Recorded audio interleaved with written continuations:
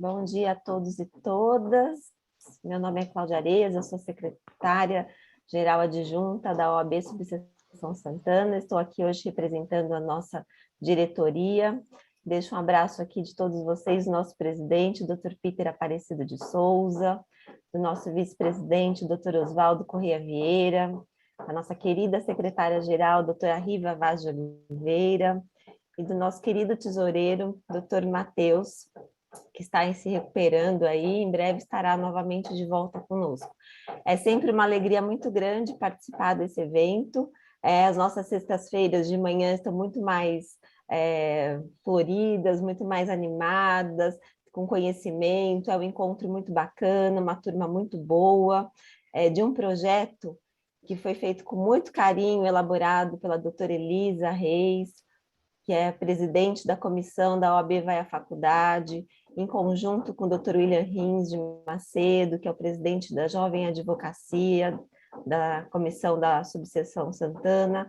Então, foi um trabalho realizado, né, com muito carinho, e agora, né, já está na prática já há alguns dias. Então, todas as sextas-feiras, 10 horas, já é um encontro marcado, sempre com um tema interessante para os bacharéis em direitos.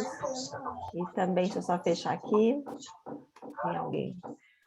Bom, então sempre muito... E hoje, né, nós vamos receber aqui a doutora Juliana Formigoni, que é a presidente da Comissão de Direito Civil da OAB Santana também, que traz um tema super bacana e atual para todos nós. Então, eu agradeço desde já a doutora Juliana a presença, a doutora Elisa pelo trabalho realizado, o doutor William também. E vou passar a palavra agora para a doutora Elisa, para a gente já iniciar, para a gente poder aí... obter aí todo esse conhecimento aí da doutora Juliana, tirar as nossas dúvidas e perguntas no final. E obrigada, é isso, doutora Elisa, com a palavra.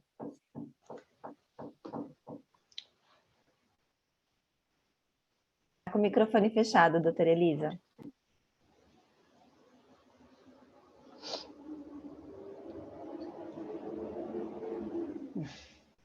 Agora sim. Tá. Bom dia a todos. Estou muito feliz por estarmos aqui mais uma sexta-feira de mentoria, e essa mentoria que só vem crescendo e agregando o conhecimento a todos nós, né? Bacharéis em Direitos e Jovem Advocacia.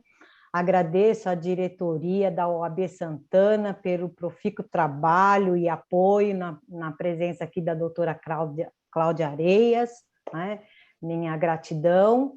E hoje teremos assim uma grata satisfação de receber a doutora Juliana Formigoni, com o seu conhecimento, que vai só, né, nos trazer e aclarear as nossas mentes nessa nossa advocacia. E a doutora Juliana Formigoni, como é conhecida, da Comissão de Direito Civil da OAB Santana, a nossa querida doutora, ela é advogada, professora de Direito Civil, de Gestão e Tecnologia para a Advocacia pela ESA, Escola Superior da Advocacia, e Instituto Brasileiro de Direito, também da Faculdade de Direito Legale e outros cursos de direito, bem como presidente da Comissão de Direito Civil da nossa Subseção Santana. Ela possui graduação em Direito pelo Centro Universitário das Faculdades Metropolitanas Unidas e graduação em Letras, bem como possui especialização em Língua Portuguesa, não é, doutora? Pela Pontifícia Universidade Católica de São Paulo, PUC, e também em Direito Processual Civil pela Escola Paulista de Direito, EPD, empreendedorismo e marketing digital. Tem também Facebook Brasil, né, que agrega o marketing digital, né, pelo também Facebook Brasil, gestão de empresa para empreendedores pela FGV, gestão de inovação, Veduca, e gestão de pessoas, Veduca. Fundadora do escritório Juliana Formigoni Advocacia e também autora de diversos artigos jurídicos. Muito obrigada, né, por estar abrilhantando a nossa mentoria com o tema os principais aspectos do contrato de honorários advocatícios. Está com a palavra, doutora. Primeiramente, agradecer, doutora Elisa, pelo seu convite. É para mim sempre uma honra atender a colega, porque tenho um carinho muito especial por você, viu, doutora Elisa? E também agradecer, né, a toda a diretoria da OAB Santana, que sempre nos proporciona a fala.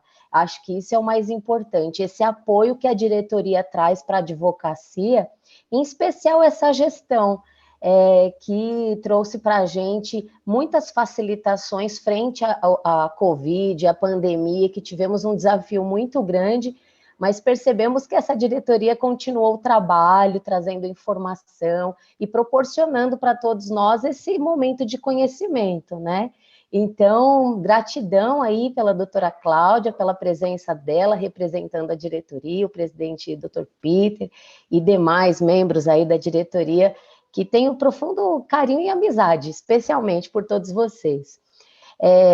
Agradeço a apresentação da doutora Elisa aí, fiz vários cursos de aperfeiçoamento, inclusive um sobre contratos na Harvard Brasil, que foi um curso muito importante, inclusive para a gente falar sobre as diferenças de contratos internacionais. Então, foi uma especialização interessante que tem a ver com o nosso tema de hoje, que é a questão dos contratos de honorários.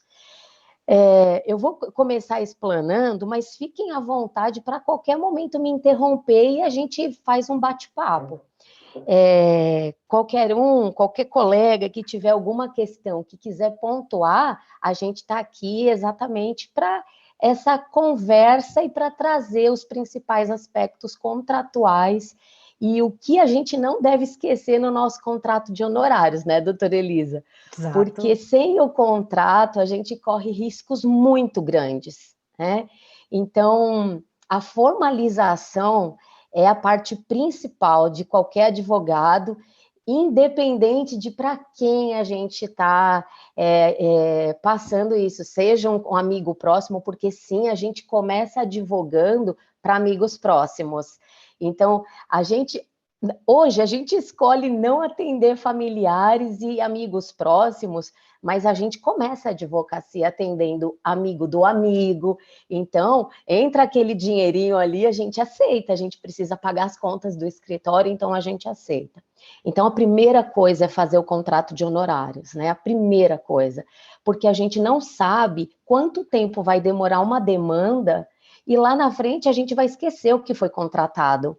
Então, sobretudo por isso, né? Então, daqui 1 ano, 2 anos, especialmente nós civilistas, sabemos que a demanda pode levar de 3 a 5 anos para ser finalizada. E aí, o que você vai lembrar o que foi contratado? O que você combinou há 3 anos com aquele cliente, com aquele amigo? Dá confusão.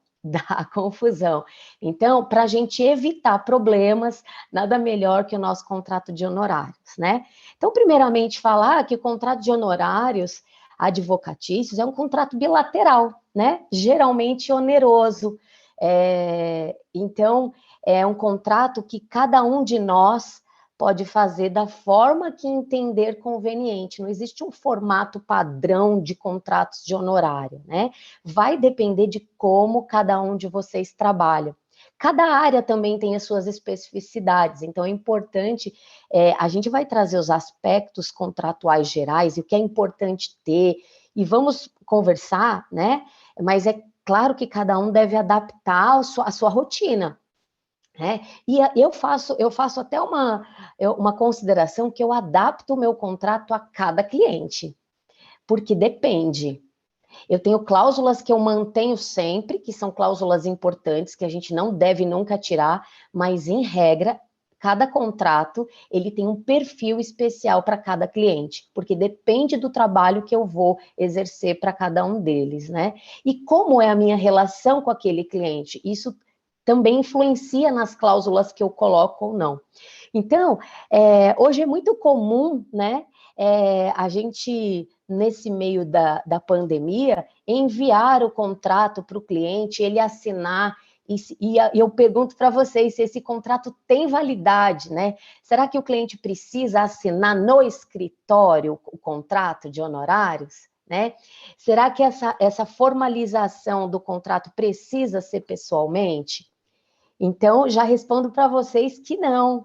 É totalmente válido a gente encaminhar o contrato para o cliente, ele assina, só faça uma breve conferência, né, da assinatura, se parece se é igual à assinatura do documento pessoal do cliente, e isso já é o suficiente para que seu contrato tenha validade. Então, a gente até fala sobre o contrato epistolar, né? É válido, o contrato por correspondência, né? Então, ou por e-mail, vale encaminhar o contrato para o cliente e ele devolve. Outro aspecto que vale a gente também falar, e é uma dúvida constante, é se precisa ou não de 2 testemunhas para o contrato de honorários advocatícios. E não precisa, né? Isso já é pacificado, né, no TJ, o contrato de honorários não precisa de 2 testemunhas, ainda que no Código de Processo Civil exista a previsão da necessidade das testemunhas, mas isso se trata dos contratos que a gente faz para o cliente, um contrato... eu que sou uma contratualista, muitos clientes me procuram para fazer contratos para eles. Aí, nesse caso, sim, nós precisamos sempre colocar as testemunhas. Mas no contrato de honorários advocatícios não precisa. E isso é pacificado, tá? Então, é importante, porque às vezes a gente trabalha numa sociedade unipessoal, que hoje em dia é possível o advogado ter a sua sociedade unipessoal, de um advogado só, e você trabalha sozinho. Então, não tem o menor cabimento você procurar quem serão as suas testemunhas, né? Então, você não tem como colocar as testemunhas no seu contrato de honorários, né? Então, não há nenhuma previsão que justifique você inserir. Agora, se você quer colocar, não tem nenhum problema, pode colocar também, tá? Não, você vai falar, não, doutora, prefiro, tenho uma estagiária, tenho outro advogado, desejo colocar, não tem problema nenhum. Tá? Mas a falta das testemunhas no contrato de honorários não lhe tira a executividade, tá? Então, é isso que é importante a gente falar, né? Que às vezes a gente fica meio preocupado, porque, sem dúvida, se você vai executar o seu contrato de honorários, pode ser que a parte contrária venha com a tese de que, não foi assinado por 2 testemunhas, fiquem tranquilos que isso tem jurisprudência e está pacificado. Continua garantindo os seus honorários ali, mesmo nos termos de uma execução, tá? Então, primeiro, né, gente, é falar sobre a transparência do contrato. Nós estamos falando com os nossos clientes, então não tem o menor cabimento a gente usar muito juridiquês. É importante que o cliente tenha uma leitura clara, objetiva do contrato, porque senão ele vai pegar o seu contrato, vai ficar desesperado, ele não vai entender. Isso pode até assustar seu cliente, sabe? Eu sentia muito isso. Quando eu colocava cláusulas muito complexas, logo no meu início de carreira, eu percebia que os clientes ficavam me pedindo esclarecimento sobre o contrato.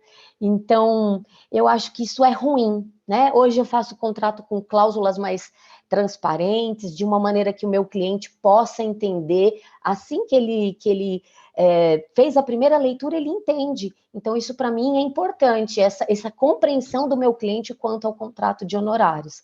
Então, sem juridiquês no contrato, quanto mais claro, mais transparente, melhor é a sua relação com o cliente. E antes da gente entrar exatamente em outros aspectos do contrato, eu no escritório faço antes uma proposta. Então, o cliente me procura sobre uma demanda, ele me esclarece, eu faço uma vídeo com ele ou numa própria reunião, e eu envio primeiro uma proposta. Essa proposta eu coloco número e data. E a minha proposta tem validade. É só uma dica, trabalha assim quem quer. Por que eu coloco, eu monto uma proposta? Porque às vezes passa certo tempo, o cliente me procura daqui um período, eu já não lembro mais qual foi os honorários que eu passei para realizar aquele projeto, aquele trabalho. Então, eu mantenho a proposta nos meus arquivos com o nome do cliente e depois eu procuro lá qual foi os honorários que eu passei para o cliente. Nessa proposta, eu também coloco data de validade, porque essa proposta não é ad eterno, né? Ela tem uma validade de 1 semana. Então, se o cliente me procurar depois disso, eu analiso se eu atualizo aquele valor ou não, se eu mantenho aquele valor. Eu vi que a doutora Elisa levantou a mão, né? Sim, isso é muito importante, né? Que podemos pensar em pré-contrato. E se nós pensarmos em pré-contrato, está, né, disciplinado no Código de Processo Civil até onde vai a responsabilidade em termos de pré-contrato. E nós temos as questões, como, por exemplo, prescrição, temos preclusões, por exemplo, na ação trabalhista, às vezes está na iminência de precluir o prazo. E aí a doutora falou que faz isso, quer dizer, um pré-contrato não é o contrato ainda formalizado, mas já existe uma responsabilidade, uma relação. E eu gostaria de saber, nesse pré-contrato, como que a doutora pode nos trazer para a gente poder prevenir essa questão de direito. Perfeito, ótima pergunta, se não for Elisa. Aceitar, claro, o patrocínio da causa. Ótima pergunta, sim, Obrigada. Porque no momento que a gente encaminha a proposta, a gente assume a responsabilidade daquela demanda. Supondo que exista um pedido liminar, ou, por exemplo, na área de família, que tem uma questão que a mulher ou a criança está numa situação de violência. Então, é importante colocar isso dentro da proposta. Então, assim, o que eu coloco na proposta? Primeiro, a qualificação. Eu ponho o número, primeiro de tudo, porque eu uso esse número depois no meu contrato de honorários. Eu coloco a qualificação do cliente e a urgência numa última cláusula de ele me responder rapidamente para início dos trabalhos. Então, eu ponho o prazo de validade daquela proposta. E que enquanto ele não me encaminha aquela proposta assinada, né? Então, assim, eu só assumo aquela demanda a partir da assinatura da proposta e do pagamento inicial dos honorários contratuais. Então, eu coloco uma cláusula de validade e coloco também inclusive o objeto, o que é que eu vou fazer para ele? Eu vou atuar numa ação de divórcio, eu vou fazer um contrato, então eu coloco o assunto, o objeto da proposta, o valor, geralmente eu coloco o valor à vista, e depois eu negocio se o cliente quer parcelar ou não, e daí o parcelamento eu discrimino no contrato. Então, essa proposta é um início de tratativas com o cliente, é para trazer para ele o que é que eu vou fazer, quanto eu vou cobrar e qual é a validade da proposta. E inclusive, coloco a cláusula embaixo, esclarecendo, né, que após a assinatura da proposta, devem ser encaminhados os documentos para a elaboração de contrato. Então, eu já deixo o cliente ciente que aquilo não é o meu contrato, é só uma proposta inicial de trabalho, e depois eu incluo essa proposta dentro do meu contrato de honorários. Por que eu faço isso, doutora Elisa? Porque é mais prático, porque fica mais fácil de eu lidar com o cliente, de eu mandar os honorários, do que eu mandar os honorários via e-mail ou WhatsApp. Eu cobro 5 mil reais, eu cobro 10 mil reais, eu vou esquecer de quanto eu cobrei. Então, para trazer uma questão mais ética e formal com aquele cliente, eu faço todas as propostas, até se o cliente fala assim, olha, eu só preciso de um parecer jurídico seu sobre um assunto. Mesmo assim, eu formalizo uma proposta de trabalho, sempre eu formalizo a proposta. Se ele me contrata, aí sim, tem uma cláusula que eu solicito os documentos para elaboração de contrato, tem prazo essa proposta, e também, caso ele demore para me contratar, eu puxo no meu arquivo qual foi o preço e o que foi que eu tratei com ele naquela ocasião. Então, isso traz uma disciplina e organização para o nosso trabalho. Porque eu percebia que no começo da profissão, eu passava os honorários, depois eu esquecia. Eu falei, mas quanto é que eu cobrei mesmo daquele cliente? Ele voltava e me procurava 2 meses depois, falava, doutor, agora eu vou fazer. Eu não lembrava mais o que eu tinha tratado com ele. Então fica um pouco estranho você passar outros honorários. De repente, seus honorários aumentaram, você terminou de fazer uma especialização e você vai aumentar a sua precificação, sem dúvida. Né? O seu valor, o preço dos seus honorários tem a ver com a sua qualificação. E depois você terminou uma especialização e sua hora técnica ficou mais cara. Então, é importante que você se lembre de quanto você cobrou e o que você cobrou e qual era o trabalho. Então, eu acho muito importante a gente começar com essa proposta, né, e ter essa organização, essa disciplina para a gente lembrar o que a gente tratou com o cliente. Acho que eu respondi sua pergunta, né, doutora Elisa?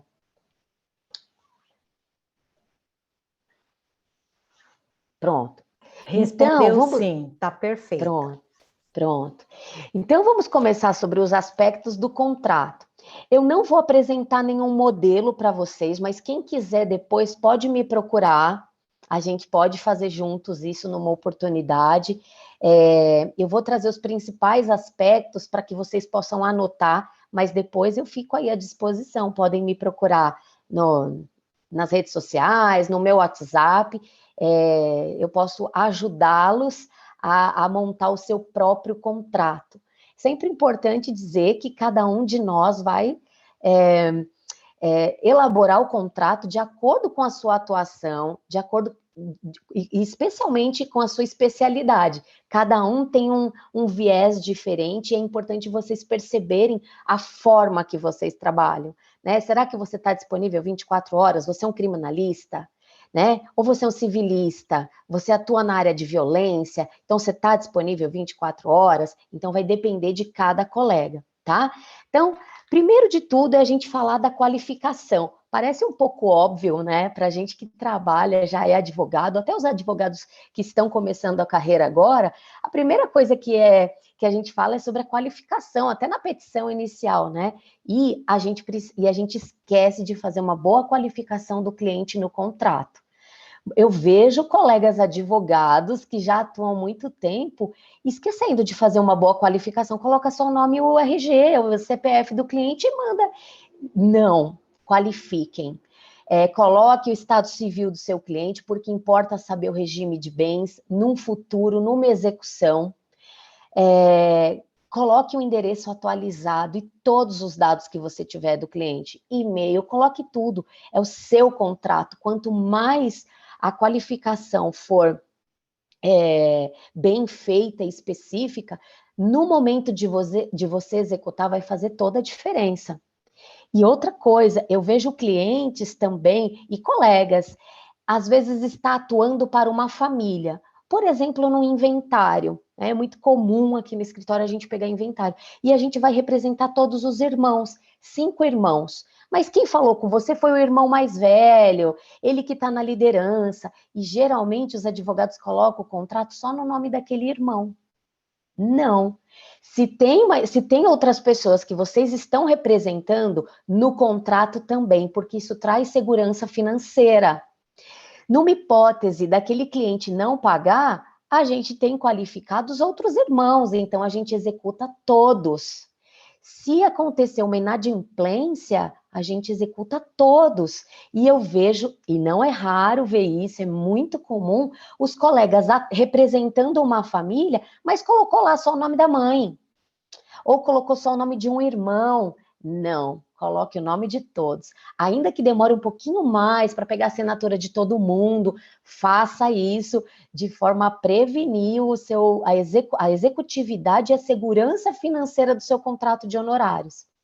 Então, aí coloca no nome de um irmão que depois não tem recursos financeiros, você atuou na demanda para todos, então daí vai ficar um pouquinho mais complicado de você executar no futuro esse contrato.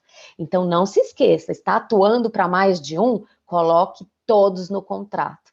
Como no escritório, eu atuo para uma família numa situação imobiliária. Então são proprietários desse imóvel 4 irmãos. Os 4 irmãos compõem a qualificação do meu contrato, ainda que o irmão mais velho é com quem eu falo, é para ele que eu me reporto, né? Com ele que eu trato.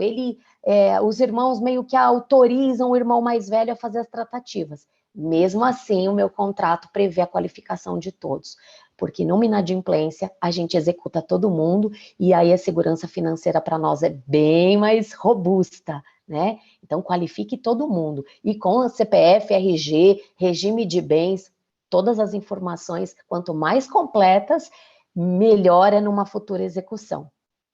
Então, esse é um primeiro aspecto que vale a pena a gente falar, porque eu vejo muitos colegas qualificando apenas um dos clientes no contrato de honorários, tá? Bom, a segunda coisa é falar da remuneração, né?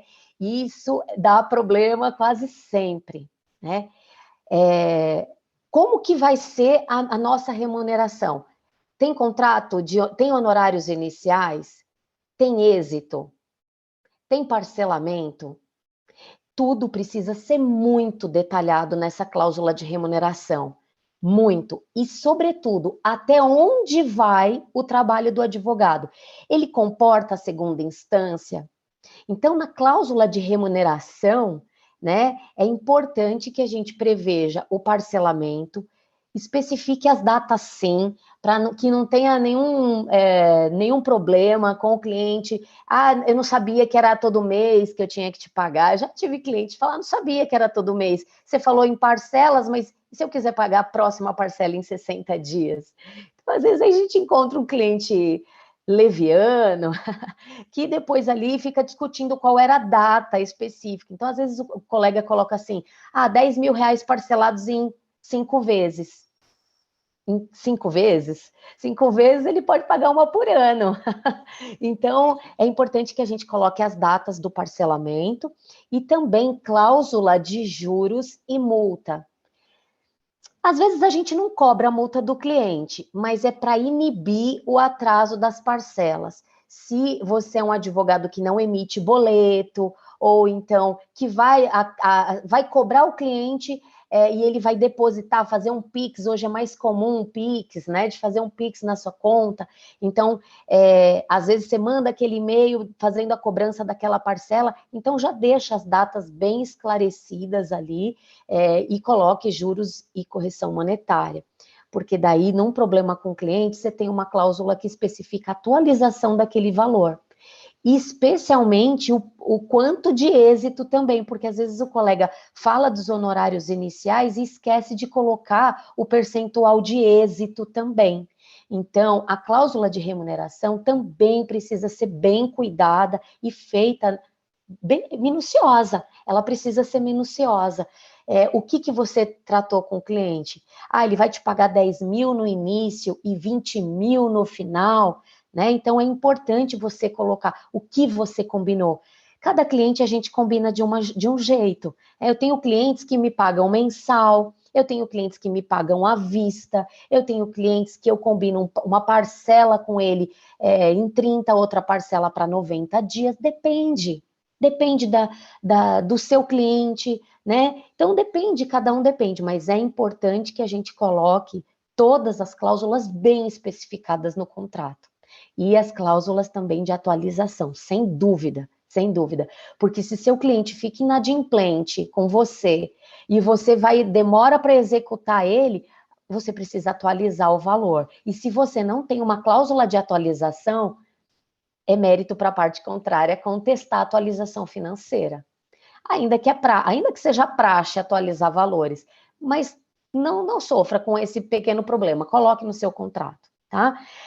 A segunda coisa também a gente falou do objeto, né? Então é até onde vai a sua atuação. Você está sendo contratado para quê, né? Você vai fazer um divórcio? Você vai fazer uma ação trabalhista? Você vai fazer uma defesa num divórcio? Você está pelo requerido, está pelo requerente, está pelo autor, pelo réu?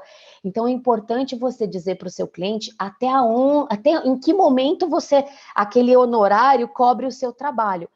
Eu, geralmente, faço contratos até a primeira instância. Eu não sei se eu vou precisar recorrer. a gente não sabe se vai precisar recorrer. Então, eu cobro até a primeira instância, mas eu deixo isso bem claro para o cliente. Havendo necessidade de recursos, o preço é esse, para recorrer. Então, você pode ou não colocar já o preço do recurso e já dizer para o seu cliente que você vai atuar até a primeira instância. E eu falo exatamente isso. Ele fala, mas doutora, mas se precisar recorrer? Se precisar recorrer, a gente passa novos honorários, ou então eu já coloco os honorários de recurso. Eu não coloco honorários de recursos no meu contrato, porque eu não sei qual vai ser a época do meu recurso e o quanto eu vou cobrar por isso, porque eu, Juliana, fico em constante aprimoramento. Eu faço curso de aperfeiçoamento o tempo inteiro, eu me especializo o tempo inteiro e todo ano o meu preço fica maior. Então, eu não sei qual vai ser o meu preço ano que vem. Então, eu espero para passar para ele os honorários de segunda instância. E é isso que eu falo para o meu cliente. Mas por que você não... você não vai atuar no processo todo? Não, eu não sei se eu preciso atuar no processo. E se a gente termina na primeira instância? E se a gente ganha a ação em primeira instância e a parte contrária não recorre? Por que eu vou te cobrar para atuar até eu teria que cobrar mais caro para atuar em segunda instância. Então, eu espero ver o que vai acontecer, né? Ainda que a gente saiba que geralmente a gente vai para a segunda instância, esse é um argumento que faz com que o meu cliente feche o contrato comigo. Porque fala, ok, faz sentido, ela só vai cobrar esse primeiro porque ela também não sabe se vai precisar recorrer. Então, eu também consigo captar cliente falando isso, sabe? E agindo dessa forma. Porque existem muitos colegas que cobram um valor fechado para ir até a segunda instância, mas a gente não sabe se vai até a segunda instância. Então, aí o cliente acaba preferindo por você, porque você cobrou só pela primeira instância e foi justo, né, nos honorários com ele. Então, doutora Elisa, por favor. Não querendo, né, interromper seu raciocínio, mas eu Por favor. acho relevante nesse momento, né, se a gente vai seguir com o processo em recurso ou não, se essa cláusula, né, de prosseguimento, como que a gente deve colocar? É importante dizer que o contrato se encerra ou a análise é do advogado da pertinência do recurso, porque tem aí o prazo de 15 dias. Isso, o que eu faço, doutora Elisa? Ótima pergunta. Eu coloco uma cláusula que eu amarro o meu contrato, tá? Ainda que eu não preveja os honorários de segunda instância, eu esclareço para o cliente que honorários de segunda... Eu coloco uma cláusula de prazo e que os honorários de segunda instância serão passados oportunamente a depender da necessidade. Então, eu já deixo amarrado essa cláusula de segunda instância para também trazer o cliente para mim. Eu não vou deixar ele recorrer com outro advogado. Então, eu coloco sobre a pertinência e análise do recurso e que serão cobrados honorários recursais. Então, eu já deixo uma cláusula de honorários recursais, mas que não contemplam os honorários cobrados na cláusula acima. Então, eu deixo isso claro para o cliente, que eu não estou cobrando os honorários, mas analisando a pertinência do recurso, serão cobrados novos honorários. Então, eu faço um aditivo depois da parte recursal para o cliente, tá? Eu faço um aditivo contratual. Eu mando na sequência, quando sai a sentença de primeira instância, analisando a necessidade de um recurso, eu imediatamente mando o aditivo contratual, que eu já amarrei no primeiro contrato e já passo os honorários para ele, tá? Então, estipulo novas cláusulas também de pagamento do recurso, e neste momento eu também coloco a cláusula de sustentação oral, que é um valor à parte dos honorários de recurso. Então, da necessidade de sustentação oral será cobrado tanto. Então, nesse momento, eu também suscito a sustentação oral, tá? Eu vi que a doutora Vanessa Leite levantou a mão ali, então, por favor, doutora. Oi, doutora Juliana, obrigada, viu, pela palavra, pela palestra, está muito legal, muito bom, assim, esclarecendo, principalmente para nós que estamos começando. A minha pergunta ontem estou com um cliente que eu ainda vou analisar a documentação, se vai ser uma ação de cobrança ou se vai ser uma execução, né, depende do que ele tem, de título extrajudicial, mas eu fiquei na dúvida. Ontem à noite mesmo eu estava lendo sobre isso. Se é possível cobrar honorários mais a porcentagem se tiver o êxito, como a doutora falou. Claro. E aí você fica tá, assim, doutora? será que eu sigo a tabela para cobrar essa primeira dele? Tá. Ótima pergunta, doutora Vanessa. Obrigada pela participação. É um Imagina, prazer obrigada. ajudar e eu estou à disposição. Sim, é claro, tá, doutora Vanessa, que nós temos que seguir a nossa tabela ética, né? São os honorários piso. O nosso honorário piso é a margem mínima que o advogado deve cobrar, nunca menos, nunca menos. E você vai perceber ao longo da carreira que cobrar menos não vale a pena. E às vezes a gente faz os honorários menores, não vale a pena, porque você vai ver o trabalho que aquilo vai te dar e aquela tabela, ela já vem com essa inteligência. Então, sempre a tabela de honorários, tá? E sim, pode cobrar sobre o êxito também. Eu cobro honorários iniciais sempre. Sempre. E um êxito no final, a depender se eu estou atuando numa indenizatória, se tem danos morais. Então, para eu começar a trabalhar, eu cobro os honorários iniciais e depois um ad êxito. E eu coloco essa cláusula contratual também. Então, eu deixo o cliente saber que para eu iniciar os trabalhos, para ele eu vou cobrar um valor inicial, seja ele R$5.000 iniciais e 20% no êxito. Você faz um equilíbrio aí, né? Então, você não vai cobrar 30 êxitos, você vai cobrar 20 êxitos, 5.000 contratual. Pode e deve, viu? Pode e deve. Porque, às vezes, a gente não sabe, eu não atuo mais só no êxito, tá, doutora Vanessa? Já atuei muito, no começo a gente atua no êxito, só que a gente não sabe se vai dar êxito. E aí? Você trabalhou de graça. Esse cliente, inclusive... a pessoa, o réu, né, quem ele está querendo acionar, ontem eu consultei, ele tem 35 processos, todos atuais e todos no mesmo segmento de notas fiscais que foram emitidas e não foram pagas. Então, está bem difícil. Exato. Tá vendo, doutora Vanessa? Você já percebeu que, às vezes, a parte contrária não tem segurança financeira para execução. E como que fica seus honorários? Trabalhou de graça. Então, assim, é importante você estabelecer honorários iniciais, porque você não sabe se você vai conseguir honorários de êxito. Ou então você pode trabalhar no êxito, mas não havendo êxito, então você pode trazer os honorários. Então, não havendo êxito, o seu cliente vai pagar a quantia de R$3.000 pelo serviço feito. Pode jogar para o final. Pode jogar para o final, né? Você pode jogar para o final. Vai depender muito da sua sensibilidade com o seu cliente. Se ele tem dinheiro agora, se ele não tem. Se você tem condições de atuar inicialmente de graça, se você não tem. Mas é importante que você estabeleça uma cláusula. Se você vai cobrar 30 no êxito, se não houver êxito, coloque lá os honorários, pelo menos do trabalho que você realizou. Porque senão, chega no final, a parte contrária não tem segurança, de repente entrou numa falência, a parte contrária não tem segurança financeira para pagar aquela execução, você ficou de trabalhar no êxito, mas não tem êxito. Você fica atrás, você fica numa execução 3, 4, 5, 6 anos e não localiza bens da parte contrária, e você fica como? Então, é importante que você estabeleça esses honorários. Inclusive, doutora Vanessa, se for pertinente para o seu caso, faça uma sugestão de honorários anuais. Então, assim, a execução ela pode levar muito tempo, né?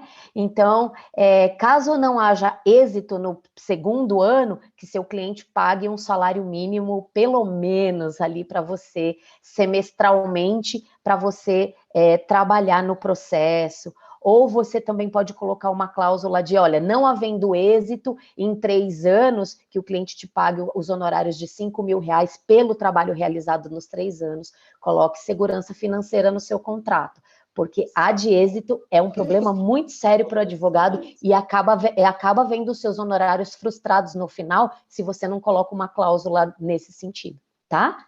Muito obrigada. Obrigada. Então, eu acho que é esclarecer sua dúvida, né? Sim. Então, a cláusula de remuneração é muito importante, porque, especialmente quando a gente trabalha no êxito, os previdenciaristas têm isso, né? os trabalhistas têm isso. Então, e aí, se na ação trabalhista, o empresário tem todas as provas lá e derruba a sua ação trabalhista? Você está no 30%, né? Então, eu acho importante a gente colocar uma previsão de honorários para dar segurança financeira nesse sentido, tá? Bom, então vamos seguir. Então, da remuneração, lembrar da cláusula de êxito, dos juros, né, de previsões e de parcelamento, colocar uma cláusula de juros e de multa e colocar certinho as datas de pagamento dos clientes, tá? É importante também a gente colocar uma cláusula de desistência. E eu posso falar isso porque pessoalmente tive problemas com relação a uma cliente. A cliente me contratou, pagou os honorários iniciais, eu preparei toda a defesa e ela desistiu da ação. Se a gente não tem uma cláusula que preveja isso, e aí? Você vai ter que devolver o dinheiro para o cliente? Você já realizou parte do trabalho, né? Então, é importante colocar uma cláusula sobre a desistência. Sempre importante colocar uma cláusula sobre desistência. Na minha cláusula, independente da desistência, eu cobro os honorários iniciais, tá? Então, se o cliente decidir por desistir da demanda depois da contratação, os honorários iniciais serão cobrados integralmente. Então, me contratou, eu analisei documentos, eu cobro os honorários iniciais integralmente, independente se eu vou atuar na ação ou não. Então, é importante que a gente coloque uma cláusula nesse sentido, para que a gente não tenha nenhum problema com relação à desistência do cliente, tá? Por favor, doutora Elisa, fica à vontade. Eu sei, é bem instigante, né, essa mentoria da doutora Juliana, o que nos faz pensar a cada palavra dela, em cada cláusula que a gente tem em contrato de honorários, né? E aqui vem especificamente o artigo 22 do nosso Estatuto da Advocacia, no qual, uma vez que a cláusula é vazia, e a gente fala vazia porque tem cláusula cheia e cláusula vazia, que isso pode ser motivo de uma outra conversa, né, para a gente especificar, mas chegando nesse sentido, quando coloca integralmente, que será pago integralmente, isso é o quê? Um acordo de vontade entre as partes, no qual, se não houver, incide o artigo 22 do Estatuto da Ordem dos Advogados, no qual se estabelece ali a fixação por arbitramento do juiz. Então, pode ocorrer de haver uma discussão desse contrato relativo ao pagamento, se não estiver dito integral, e o juiz estabelecer que não há cláusula específica sobre esse quanto debitor e colocar o artigo 22 como arbitramento. E nesse arbitramento, nós vamos ver o quê? 5% antes da sentença, que aí o juiz vai arbitrar 5% do valor da causa antes da sentença, né? E ali tem os parágrafos, né? Então, coloco aqui à disposição para vocês lerem o estatuto, principalmente o bacharel em direito, tenha que ter esse conhecimento, e esse artigo 22 é muito importante, porque ele fixa, né? Como que o advogado vai estabelecer dentro desse contrato para que não haja esse arbitramento de honorários pelo juiz. Perfeita colocação, doutora Elisa. Se a gente não tem uma cláusula que especifica sobre isso, a gente fica à mercê do arbitramento, né? Então, quanto mais informações a gente traz para dentro do contrato, a gente traz segurança financeira para a gente também. Então, não fiquemos dependentes desse arbitramento. E é claro que nessa cláusula tudo depende de cada colega, né? É claro que a depender do que você, do seu trabalho, né? Então, por exemplo, eu elaboro contratos para o meu cliente. Então, eu estou lá, já preparei todo o material, ele já me pagou os honorários iniciais, ele desistiu, porque ele não vai mais fechar o contrato com aquele cliente. Mas eu fiz o meu trabalho na integralidade. Então, eu coloco uma cláusula que, havendo independente da desistência, eu cobro os honorários iniciais 100%. Agora, é claro que você pode colocar também na medida do seu trabalho, então que ele vai pagar proporcionalmente ao trabalho realizado. Então, aí você decide de acordo com o trabalho. Mas nunca deixemos sem cláusula, porque senão a gente cai exatamente no artigo 22 e cai no arbitramento. Então, aí gera uma discussão depois no futuro do seu contrato aí. Então, traga cláusula de desistência. Eu também coloco, doutora Elisa, uma cláusula de acordo. Então, supondo que eu consiga chegar no resultado comum através de um acordo, eu não abri um litígio, eu não abri uma ação, mas eu consegui resolver o que o cliente precisava através de tratativas extrajudiciais. Já aconteceu do cliente falar, mas doutora, você não entrou com a ação, então eu só vou te pagar metade. Né? Independente disso, eu cheguei no resultado que o cliente precisava. Então, eu também coloco numa cláusula que, havendo, né, chegando ao objetivo do cliente, independente de tratativas extrajudiciais, os honorários também serão pagos na sua integralidade. Então, porque senão o cliente acha que você não fez, você não trabalhou, doutora, você não abriu o processo. Então, você não trabalhou, ele entende que ele não tem o dever de te pagar. Ele não vê isso como uma especialidade sua de trazer celeridade para o litígio, de você trazer êxito mesmo para o seu cliente, né? Trazer rapidez, agilidade, fazendo essas tratativas. Ele entende que não abriu o processo, não deve te pagar. Já aconteceu comigo isso. Então, é importante que a gente coloque a cláusula dessas tratativas, que havendo acordo extrajudiciais entre as partes, os honorários serão cobrados na sua integralidade. Muito importante isso, porque não raro, se você resolve... E outra, você vê, às vezes você vê uma facilidade de uma mediação com a parte contrária e você consegue chegar no resultado. Então, para que nós vamos demandar uma ação judiciária, uma ação que vai demorar mais? Não tem necessidade disso, né? Então, é importante que a gente preveja isso no contrato, tá? Outra cláusula importante são das custas e despesas adicionais. E isso é extremamente importante, eu vejo colegas errando muito nisso e depois tendo que arcar com valores de peritos, vejo colegas desembolsando valores periciais porque não colocaram essas despesas adicionais no contrato e o cliente fala assim, eu não vou contratar, não vou pagar esse perito porque não tem a previsão no contrato.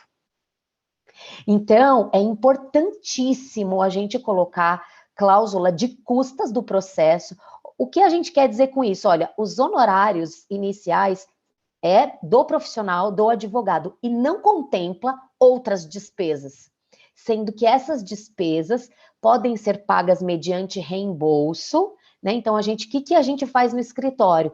Muitas vezes eu pago essas despesas e depois eu mando um relatório para o cliente de todas essas despesas, seja bimestral, seja semestral, e o cliente tem o dever de me reembolsar esses valores. E, inclusive, honorários periciais. Então, a gente que atua, por exemplo, na vara da família, não raro a gente precisa contratar um perito, um assistente técnico para fazer os quesitos ali da área de psicologia, ou então na área imobiliária precisa de um perito para fazer uma avaliação mercadológica.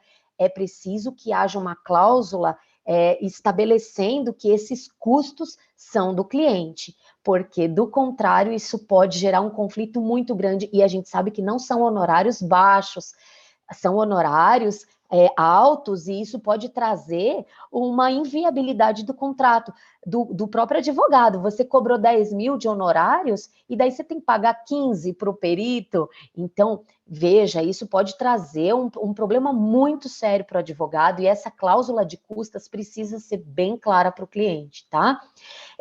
E das custas judiciais, porque a gente também não pode ser leviano. Talvez o cliente tenha ali uma justiça gratuita, ok, mas informe das custas processuais, porque eu tenho cliente que às vezes não quer pagar o recurso. Ai, doutora, essa custa do recurso é muito alta, né? Então, ele tem que saber que é preciso pagar essas custas, independente dos honorários. Então, é importante a gente trazer essa cláusula para o contrato também, para trazer segurança jurídica para o nosso contrato, Porque, via de regra, se isso não está apontado no contrato, você pode ter um problema bem grande aí, né? E daí trazer uma insegurança para o seu contrato e uma inviabilidade de continuar o trabalho, tá?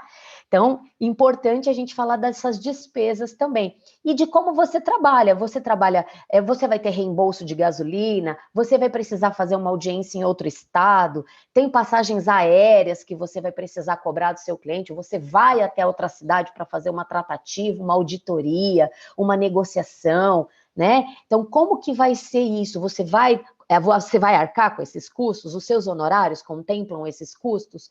Então, eu geralmente não coloco isso dentro dos honorários. Eu vou cobrando mediante a necessidade. Então, eu tive que viajar para o Nordeste para fazer tratativas lá. Então, eu peço para o cliente emitir meu voo e o hotel, ou eu faço isso e mando um relatório para reembolso. Então, é importante, porque senão o custo também da demanda pode ser alto. Você vai tirar dos honorários, no final você não recebeu nada. Então, é importante que a gente traga isso para dentro do contrato também, tá? Outra coisa que eu acho importante também, e eu coloco nos meus contratos, é sobre tratativas e acordo com a parte contrária, que meu cliente não faça acordos com a parte contrária sem a ciência da advogada, né? Já tive situações com isso também, viu? Da cliente, eu vou trazer uma situação pessoal minha, eu fiz um divórcio há uns 4 anos, e quando a gente foi para uma audiência de conciliação, o advogado do marido era amigo da minha cliente, por coincidência, tá? Ele era um amigo dela.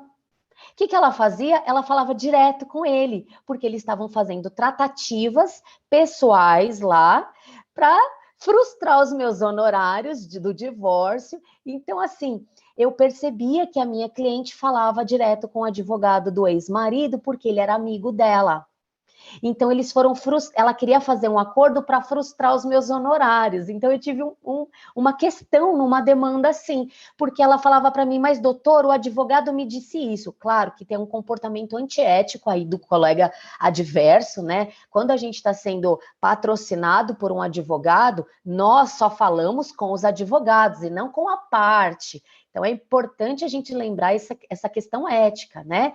Se a parte contrária está sendo representada, nós não podemos fazer contato com a parte, só com o colega adverso, com o colega advogado. Mas nesse caso, como eles eram amigos pessoais, eu sentia que ele levava informações para ela.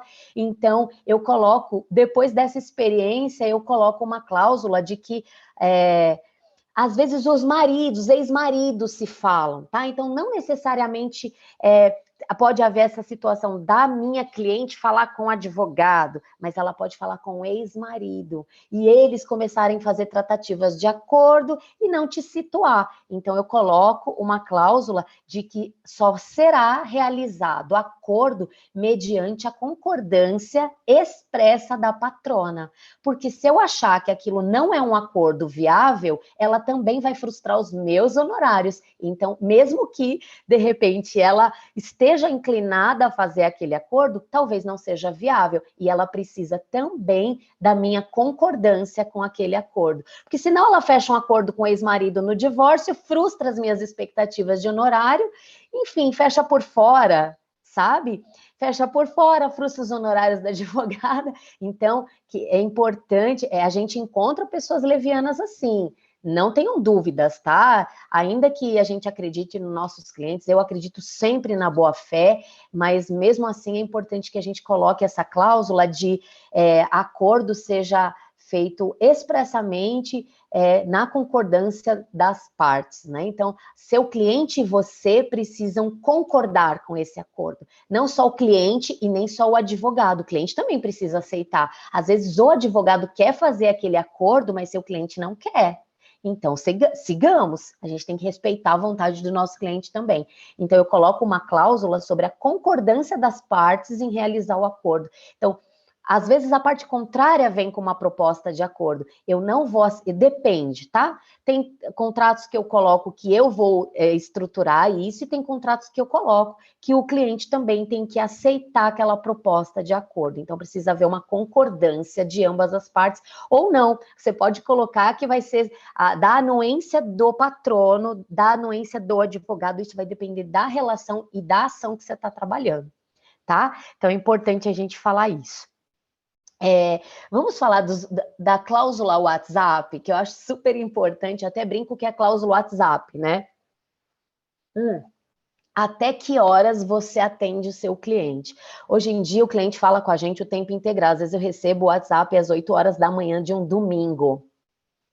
Então, eu sou uma civilista, é muito raro o cliente, é só numa situação de violência doméstica, alguma ação de guarda, que aí sim, né, você atende seu cliente numa situação, mas o civilista raramente atende fora do expediente, aí é mais para o penalista, o criminalista, que tem situações de prisão e urgência. Então, é importante que você estabeleça qual é o seu horário de atendimento. Né? Então, eu coloco lá, o horário de atendimento é das 8 às 18, de segunda a sexta-feira, havendo urgência, o cliente pode me contatar de sábado e domingo, mas eu cobro uma hora técnica. Então, eu deixo essa hora técnica já prevista no contrato. Então, se o cliente quiser me tirar uma dúvida aleatória, que ele poderia esperar a segunda-feira, mas ele quer resolver ali, naquela hora. Alguma coisa ele quer tratar comigo. Então, eu cobro uma hora técnica. Né? Depende da hora técnica de cada profissional, mas eu faço uma previsão de honorários para atendimento fora do expediente de trabalho. O que isso faz? Faz ele me ligar no expediente. Então, ele fala, não vou gastar esse dinheirinho ali e vou falar com a advogada na segunda-feira, porque é possível esperar. É claro que se tem uma situação de urgência, sim, eu coloco em situações de urgência, ele pode fazer contato comigo a qualquer tempo. Então, supondo que eu estou tratando de um divórcio, e nesse divórcio aconteceu uma agressão, aí, claro, tem a ver com a minha demanda, né? Então, em situações de urgência, que a pessoa me ligue no telefone tal, que eu já sei que é urgência, mas se for uma questão aleatória, uma dúvida aleatória, eu posso até tirar fora do expediente, mas eu cobro uma hora técnica, tá? Então, é importante a gente colocar isso e deixar isso bem esclarecido para o cliente, porque senão ele vai te ligar no final de semana, não tenha dúvidas disso. E eu coloco também uma cláusula de andamento processual. Então, eu já deixo estabelecido para o cliente que eu vou encaminhar para ele relatórios bimestrais ou mensais, vai depender aí da sua atuação, por meio do e-mail tal. Então, que para notícias de andamento processual, ele contate o e-mail tal, que é um e-mail da minha equipe. Eu não cuido pessoalmente dos andamentos processuais, quem cuida é o pessoal do escritório. Então, eu já deixo um e-mail lá, porque senão o cliente vai te ligar e vai falar assim, doutora, como está o processo? Eu não sei como está o processo. Precisa contatar a minha equipe, ela traz o andamento processual por e-mail. Então, isso é a minha forma de trabalhar. Se vocês manda um andamento processual para o cliente via WhatsApp, coloca isso, olha, vai ser encaminhado via WhatsApp, aí é da forma que cada um trabalha. Mas eu deixo o cliente, o meu contrato é também um manual. É um manual, porque o cliente lê o contrato, ele também sabe como eu trabalho, então ele sabe que eu não vou ficar mandando semanalmente o andamento processual, ou então eu coloco a cada necessidade, a cada movimentação importante do processo, o cliente será noticiado. Então, eu já aviso que eu não vou fazer avisos mensais. Então, depende de cada demanda e de cada cliente. Tem cliente que eu passo relatórios mensais. Tem cliente que eu só passo de acordo com a movimentação da demanda. Então, eu já trago essa informação para ele. Para ele não ficar assim, doutora, mas e aí meu processo? E meu processo? Ô, doutora, e meu processo? Te encontra no restaurante, ele bate no teu ombro e fala, e o meu processo, doutora? Falei, olha, veja a cláusula 31. Veja a cláusula 7 do seu contrato. Eu também não sei qual é a tratativa que eu vou dar para aquele cliente. Então, tem cliente que eu dou informações mensais, tem cliente que eu dou informações semestrais, tem cliente que eu dou informações de acordo com o andamento processual. Então, eu não sei qual é o andamento daquele cliente. Doutora, qual é o andamento processual? Cláusula 7. O que está lá? É aquilo.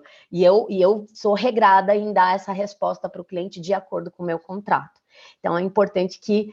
porque senão fica uma loucura. O cliente fica te ligando o tempo inteiro para saber do processo. Cadê o processo? É o processo. E você vai enlouquecendo. Isso é fato, né, gente? Então, acho que é importante a gente falar sobre isso, tá?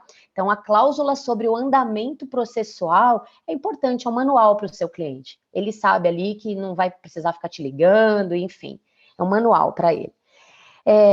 Outra importante cláusula que a gente tem que falar é sobre uma autorização de levantamento, né? Eu coloco a cláusula de levantamento, viu?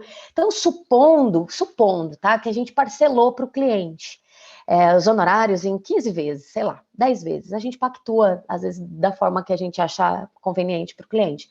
Mas no meio do processo, entrou uma indenização grande e eu não preciso aguardar mais esse parcelamento. Então, eu coloco que os honorários serão imediatamente vencidos e que serão automaticamente levantados. Então, eu interrompo o parcelamento. Então, depende de cada cliente, tá, gente? Então, assim, se de repente entra uma indenizatória grande no processo, ou então uma ação de cobrança, entrou um valor alto, então você já deixa, você imediatamente exige os seus honorários à vista e também coloca uma cláusula de levantamento, que ele autoriza o levantamento integral dos seus honorários. Então, tanto do êxito quanto do parcelamento. Então, eu enxugo o parcelamento e também faço o levantamento dos honorários de êxito. Então, eu coloco essa cláusula, essa previsão de levantamento. Eu sempre coloco essa previsão de levantamento, viu, gente? Independente do parcelamento. Então, para o cliente saber que ele não vai me parcelar o de êxito. Então, às vezes sai lá, 30%, é uma quantia relevante, vai dar 20 mil de honorários para o cliente. Aí o cliente fala, não, doutor, eu quero parcelar. Não, de êxito à vista. Então, é importante que isso tenha uma previsão no contrato. Por favor, doutora Elisa, fica à vontade. Pensando mais um pouco, né? Nós temos cláusulas especiais na procuração, que muitas vezes nos dá o poder, né? Poderes independentes, né? Para transigir, concordar, da quitação. Concordar, levantar. A doutora acha relevante também colocar essas cláusulas dentro do nosso contrato particular com o cliente? Acho. Doutora, boa pergunta. Mesmo que a nossa procuração preveja o levantamento de valores, não significa que a gente vai levantar para nós. A gente vai levantar para o cliente. Então, às vezes, ele entra uma indenização, tem lá 40 mil para entrar para o cliente. E ele vai querer negociar o seu êxito. Ele vai querer parcelar o seu êxito. Né? Então, é importante que preveja assim, ainda que contenha na procuração o poder para fazer o levantamento, coloque no contrato o poder de fazer o levantamento para pagamento de honorários. Porque senão ele acha que vai levantar, ele está contando com 40 mil, só que tem lá 20 mil pendente dos seus honorários, que ele ainda não pagou, ele parcelou. Aí você entrega os 40 mil para o cliente, você vai ter que executar ele, viu? Você perde segurança financeira, antecipe seu parcelamento. Você não sabe se o cliente vai viajar com esse dinheiro, ou ele vai pagar alguma dívida e depois ele não vai te pagar. Então, se você tem parcelamento e entrou valor na ação, exija seus honorários e coloque uma cláusula para levantamento e vencidas as parcelas. E daí você traz segurança financeira para o seu contrato. E aí tem o seu pagamento. Então, o que eu faço? Eu levanto esses valores, pago os meus honorários e depois emito um relatório para o cliente esclarecendo. Inclusive, eu coloco no meu relatório de quitação dos honorários, eu coloco as cláusulas que estavam prevendo essa quitação. Então, o cliente lê o meu relatório de quitação de honorários, ele fala, realmente, ó, ela colocou a cláusula que ela levantaria os valores e seriam imediatamente exigidas as parcelas à vista. Então, o cliente não tem muito o que falar ali. Então, é transparência também, sabe, doutora Elisa? O cliente, se ele não lembra da cláusula, na minha nota de quitação, que eu transmito para o cliente, eu coloco qual é a cláusula que previa esse levantamento e que seria imediatamente exigido. Então, quando eu vou encaminhar o valor para o cliente, eu já deduzo os meus honorários e já mando o relatório. Então, o cliente também não tem muito argumento depois para discutir sobre isso. Então, eu sempre coloco essa cláusula de levantamento, tá?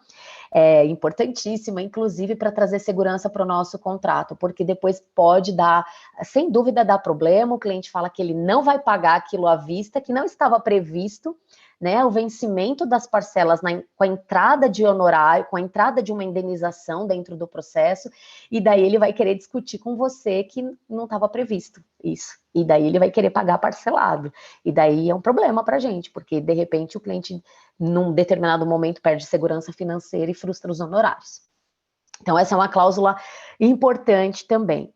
E assim, já chegando no final, assim, das nossas explanações, eu coloco uma cláusula de atualização de endereço e telefone, que o cliente, sempre que fizer, que mudar de casa, que mudar de apartamento, ou que mudar de telefone, ele comunique imediatamente o escritório, primeiro por questões da demanda, e por questões de também executar o cliente no futuro, que às vezes o cliente demora muito tempo, uma ação civil, por exemplo, 3 anos, e de repente o cliente mudou 2 vezes de casa, e na hora de executar você nem tem mais o endereço dele. Então eu forço o cliente a sempre me informar qual é o novo endereço dele, exatamente para eu manter no meu cadastro atualizado os dados daquele cliente, para que a gente não tenha problemas no futuro na execução de não conseguir citar o cliente. Então eu coloco uma cláusula de atualização de endereço e telefone. Eu esclareço para o cliente, olha, eu preciso disso atualizado porque eu preciso remeter informações, eu preciso do seu telefone atualizado para conseguir falar com você. Então, essa cláusula é importante, é mais informativa, né? Mas acaba dando certo, porque os clientes, sempre que muda, lembra de me avisar. Então, isso é importante depois para a gente, se precisar executar o contrato, ter o endereço correto, tá? E para o final... Doutora Pois não. Juliana, o Pois não. doutor Messias, né, Messias Moraes, faz uma pergunta para a doutora aqui no chat, seguinte sentido, ele pergunta, nos contratos, você faz reconhecimento de autenticidade da assinatura do cliente ou colhe assinatura simples? Colho assinatura simples e só faço uma comparação com o documento pessoal. Eu não faço reconhecimento da assinatura por cartório, nada disso, tá? Assinatura simples, desde que esteja coerente com o documento dele, né? Só como afirmação de boa-fé. Eu geralmente coleto as assinaturas simples. Nunca tive problema nesse sentido, tá? Fiz a prova de que, olha, o documento RG dele bate a assinatura, então, isso no caso do cliente ausente, né? Na sua presença, assinou ali, eu faço uma comparação com o documento.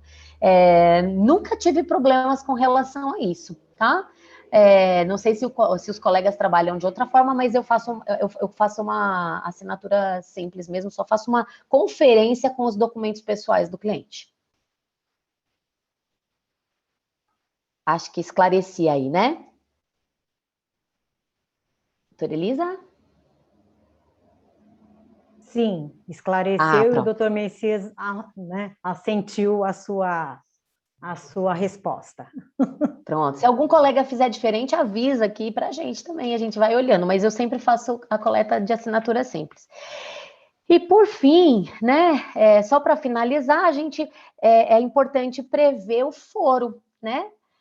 Depois ali, no final, data, estabelece qual é o foro para dirimir qualquer problema, qualquer situação. Qualquer problema perante o contrato, a gente vai estabelecer o foro de São Paulo, foro de Santana. Eu sempre coloco Santana porque eu estou aqui na Zona Norte, fica mais fácil eu resolver o problema aqui em Santana. Então, eu sempre coloco o foro como Santana ou São Paulo, a depender do cliente, né? Para a gente não ter que resolver o problema em outro estado, se der alguma inadimplência do contrato. Mas antes do foro, eu também coloco uma cláusula penal. Não gosto muito, tá? Depende muito do cliente. Mas no descumprimento de qualquer cláusula, o cliente paga uma multa X, só para tentar inibir ali qualquer... na verdade, não tem um condão financeiro, tem mais a questão de inibir qualquer situação com o cliente. Então, assim, eu nunca precisei executar essa cláusula, é mais para dar uma inibida, assim, no problema, mas eu não coloco isso sempre em todos os meus contratos, tá? Depende muito, mas eu acho importante, porque especialmente no começo, a gente A gente vai trabalhando, a gente vai pegando, a gente tem um cliente que ele é recorrente, então a gente já sabe como aquele cliente trabalha, então você analisa, mas no começo coloque uma cláusula penal de descumprimento de qualquer das cláusulas acima, que gera uma penalidade X, só para inibir aí a situação de inadimplência ou de descumprimento das cláusulas contratuais. Eu acho, gente, que no mais é isso, tá? Acho que eu trouxe as informações principais para vocês se atentarem à forma que vocês trabalham, para trazer segurança para o contrato de vocês. E estou aberta aqui às dúvidas, se algum colega quiser fazer alguma colocação, e também disponível aí, só me procurar pelo WhatsApp, no Instagram, que a gente vai ajudando vocês a estabelecer um contrato personalizado para cada um de vocês. Cada um trabalha de um jeito. Essa é só uma forma que eu trago para vocês pensarem nessas questões. Cada um de vocês vai elaborar o contrato da forma que trabalha. É isso que é importante. E pensar no cliente também.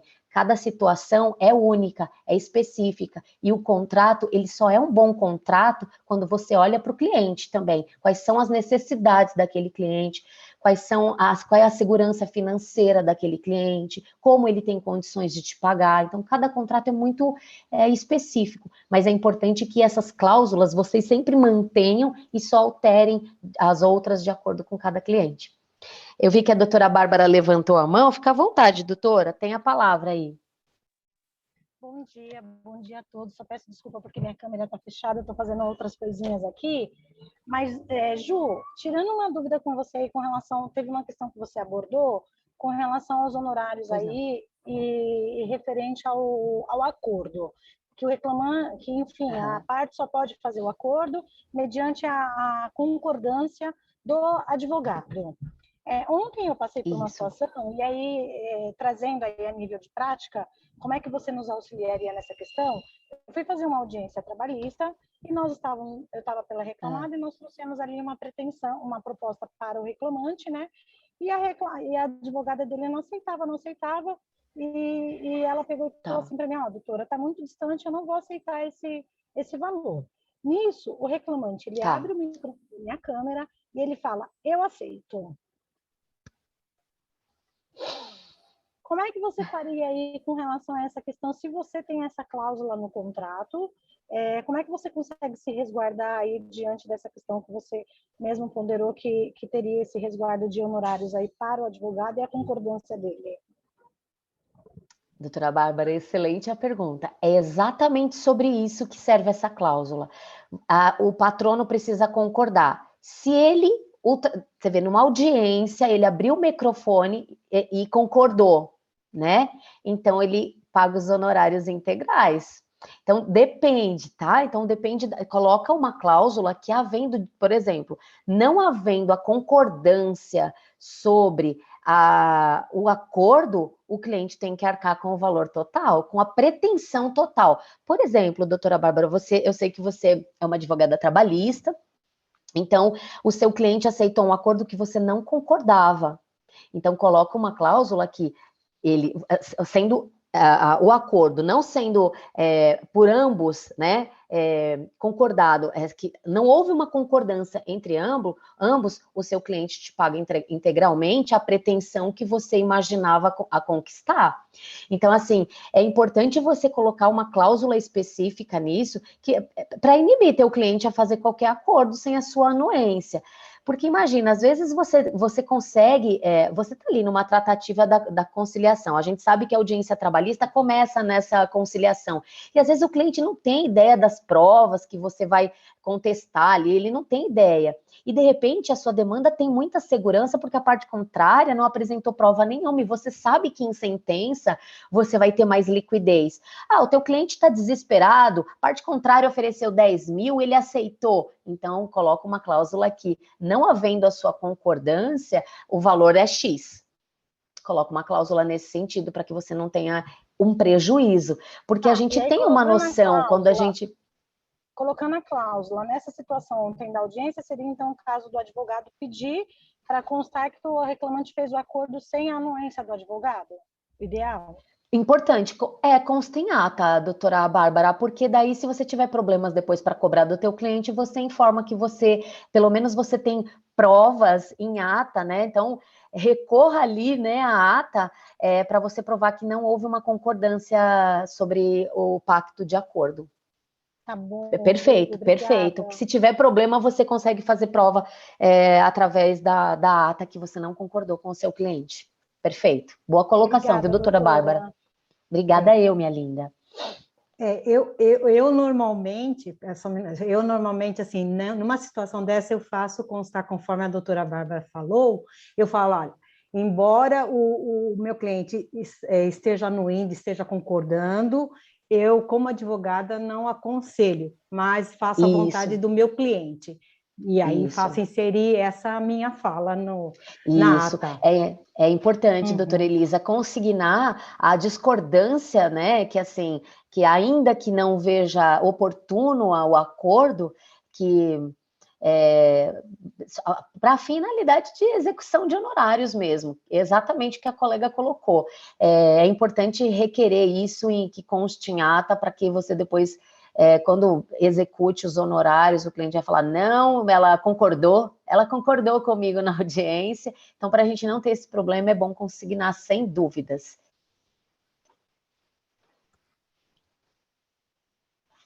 Tem uma pergunta, doutora Juliana, posso fazê-la? Claro, fica à vontade. Bom, primeiramente, parabéns pela sua magnitude de aula, realmente jamais poderia perdê-la, apesar de cheguei atrasado por motivos médicos, mas o pouco que eu assisti realmente já sai mais enriquecido, viu? Parabéns, doutora. Que bom. Obrigada, doutor Tássio, um prazer recebê-lo aqui, viu? Tá, nessa questão de honorários, entre aquilo que é pactuado e aquilo que efetivamente é consolidado, mesmo havendo discordância, eu tenho uma seguinte dúvida. Vamos imaginar o seguinte caso, né? A expectativa que um advogado traça no escritório, na ponta do lápis, vamos dizer assim, né? Olha, segundo a minha experiência, pelo que consta na doutrina, na jurisprudência, seu processo é de R$100 mil. Então, eu vou fechar os honorários de 30%, um exemplo, tá? Então, matematicamente, eu vou ter direito a R$30 mil sobre sem pretensão. Só que nessa hipótese que a colega colocou, e a doutora Elisa comentou, na audiência há um acordo de R$10 mil. Então, em tese, se os honorários incidem sobre o proveito econômico, 30 sobre 10, 3 mil, e não da pretensão de 30 sobre 100 mil. Então, mesmo se houver cláusulas nesse sentido, que havendo discordância, não quero saber, eu quero 30% sobre aquilo que está pactuado. Primeiro, o advogado não vai estar ganhando mais que o cliente, isso não pode gerar problema, tanto numa declaratória de nulidade dessa cláusula e até mesmo o Tribunal de Ética. Claro, é isso que a gente... Ótima pergunta, doutor Tássio. Sim, é por isso que a gente precisa parametrizar isso de maneira adequada. Eu acho já bastante temerário a gente ter uma previsão de valores, especialmente na área civil, né, doutor Tássio, que é a área que eu mais atuo. Ainda que a gente preveja uma indenização, ainda que a gente nunca sabe se a gente vai realmente conseguir aquele valor, né? Então, assim, é preciso a gente ter cautela nessa cobrança. A gente não pode chutar um valor e acreditar que aquele valor a gente conseguiria, até porque seria leviano da nossa parte estabelecer com certeza qual é, ainda que a gente coloque o valor da causa, a causa ali, a gente sabe que a gente não tem como determinar exatamente o êxito, mas, por exemplo, nas esferas trabalhistas, né, fica um pouco mais material quando a parte contrária apresenta as provas. Então, você tem uma noção ali do que a parte contrária ia conseguir ou não. Então, assim, não estou dizendo com isso cobrar os honorários que a gente imagina, mas alguma segurança financeira você precisa trazer para o seu contrato Mas com relação em inibir o cliente a fazer um acordo sem a sua anuência, o ideal é que ele concorde com você, porque daí a gente segue, né? Do que prever valores. Isso é muito delicado, sim, tem que ter toda a cautela, especialmente em a gente imaginar quanto seria o êxito de uma causa, que isso seria completamente antiético da nossa parte, até porque a gente não tem como afirmar que a gente vai chegar num êxito de indenização por danos, sejam morais, enfim. Então, é preciso ter cautela. E me trouxe também até essa fala a questão da gente sempre deixar a cláusula de que, na verdade, a atividade do advogado é de meio e não de fim, que a gente não tem como assegurar o êxito da demanda. Então, até me trouxe a lembrança dessa cláusula também, oportuno a fala do Dr. Tássio, para a gente trazer isso. A gente tem a nossa atividade é de meio e não de finalidade, de fim, né? Então, a gente tem que cuidar, tem que ter essa cautela, mas também tem que trazer segurança financeira para o nosso contrato, mas para inibir o cliente de fazer um acordo que você não concorde, e havendo uma discordância, o cliente vai pagar tanto para você. Havendo uma discordância, tem uma cláusula penal, e é claro que não devendo superar o valor aí por questões éticas, né? Ok, obrigado, doutora. Obrigada. E isso, trazendo uma questão a mais aí, é uma discussão nova que está surgindo também entre nós, essa questão da compra de créditos, né? Também. Porque daí ele vai lá, ele vende o crédito dele por uma expectativa do dinheiro que ele necessita agora. E aí também seria, o caso da gente também seria uma cláusula dessa no contrato? Eu acho, doutora Bárbara, eu acho que você pode, que é claro, tem situações trabalhistas que o trabalhador está vendendo os créditos dele, né? É isso que a doutora está falando, né? Isso mesmo. Com uma cláusula nesse sentido, porque ele vai vender por menos, né? E daí você fica correlacionado ao teu cliente, ele frustra também os seus honorários. Então é importante, de repente, colocar uma cláusula no sentido de que se ele decidir fazer isso, os honorários poderão ser cobrados na sua integralidade. Analise, né? Para que ele não frustre ali os seus honorários.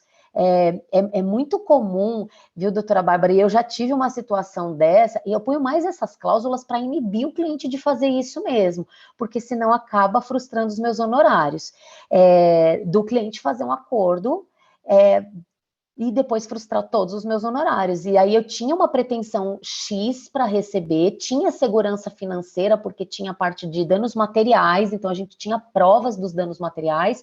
Ele aceitou menos que o próprio dano material, então a gente tinha prova dos danos materiais. Então, a força do dano material é maior do que a força do dano moral. O dano moral é relativo, mas o dano material não. Comprovado o dano material deve ser ressarcido na integralidade, a depender do caso. E o cliente fez um acordo e aceitou menos. Então, aí eu estipulo uns honorários, uma cláusula penal, havendo a discordância daquele acordo, o cliente paga um valor, seja de 2, 3 salários mínimos, valor X, né? Então, eu sempre coloco uma cláusula para assegurar. É claro que eu não posso tirar o direito do cliente de repente, vender os créditos dele, mas se tem uma cláusula que prevê isso, aí a gente segura um pouco melhor os honorários, né?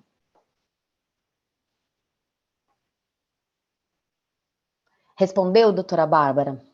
Respondeu sim, Ju, obrigada. De nada, um prazer, viu? Posso fazer mais uma pergunta? Pois não. Doutora Juliana, e com relação às cláusulas envolvendo LGPD, que diz respeito à segurança de dados entre cliente e o escritório de advocacia, como é que você entende e o que você sugere para o escritório respeitar essa lei e guarnecer o cliente, os dados do cliente, numa relação contratual?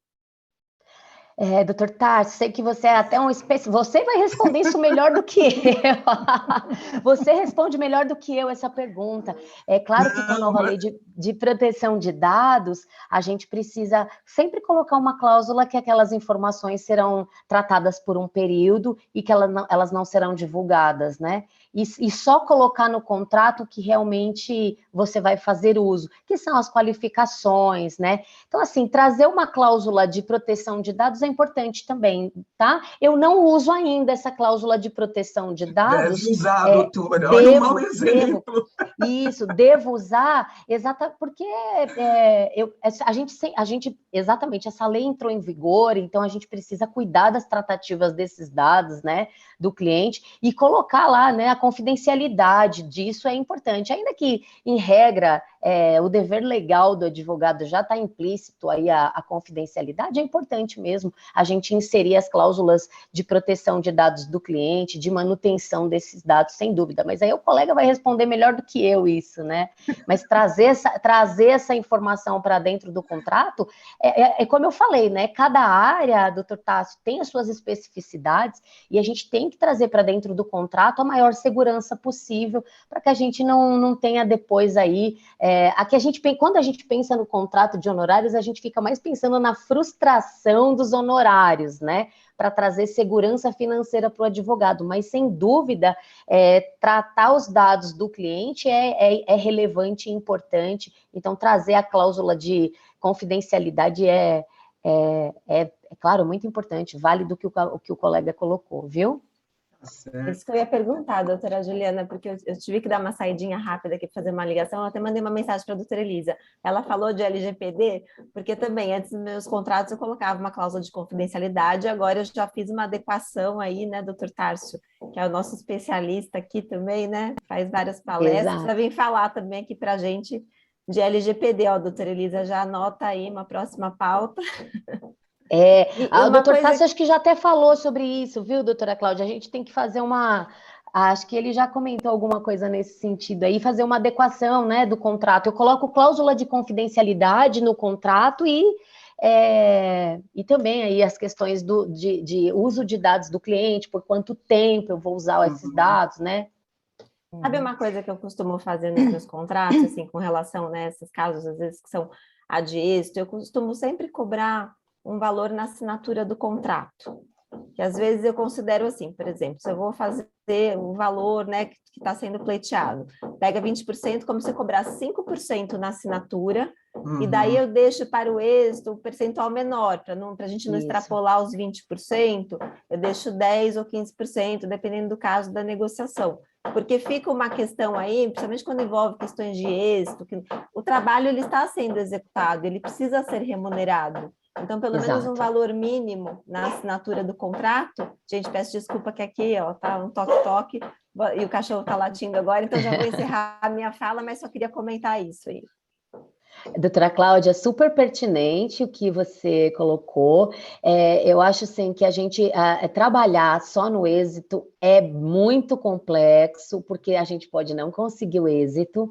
Então, eu sempre trabalho com honorários iniciais e diminuo um pouco o percentual do êxito. O cliente vê muita vantagem nisso também, né? Porque ele sabe que você vai dar prioridade, porque tem uma questão assim, o advogado não vai fazer porque ele só vai ganhar no final da ação, então ele vai pôr os clientes que pagam na frente.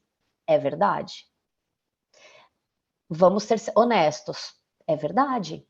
Porque tem um cliente que vai te pagar um valor, você precisa pagar suas contas, tem seus funcionários no escritório e você acaba, sem dúvidas, priorizando uma demanda que está pagando.